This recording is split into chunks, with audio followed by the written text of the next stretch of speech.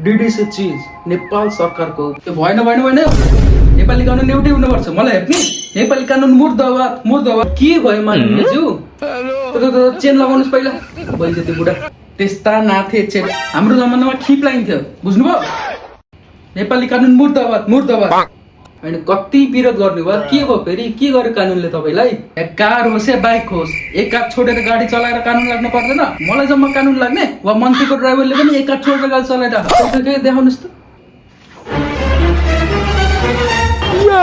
हेर्नुहोस् त्यो कारमा गियर चेन्ज गर्ने बेला एक हात छोडेर चलाओ अनि गियर चेन्ज त खुट्टाले हुँदैन घरको जिउ तपाईँको एजुकेसन कतिसम्म छ थुप्रै पढेछु मैले कति पढेछु म वैज्ञानिक हुने मान्छे ओ वैज्ञानिक विज्ञानले के भन्छ थाहा छ विज्ञानले भन्छ कि हामी जन्मिँदा पनि नाङ्गै जन्मेको मृत्यु हुँदा नि नाङ्गै मर्छौँ तपाईँलाई थाहा छैन मेरो भित्र के छ होइन थाहा छ यहाँ नाङ्गै भयो नि के अङ्ग छ भने थाहा छैन हाम्रो कपडा लाउने के जरुरत छ आउनु खोल कपडा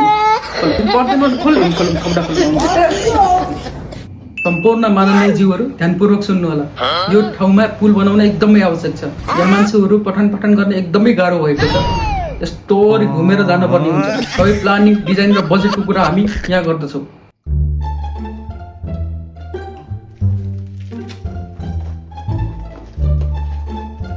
माननीय हर्कज्यू के गर्नुभयो पुल बनाउने भन्नुभयो होइन र अनि पुल बनाउन हैसिया चाहिन्छ त यो हैसिया नभए त कसरी पुल भन्छ त नि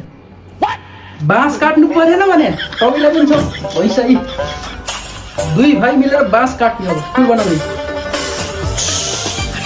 ल्याउनु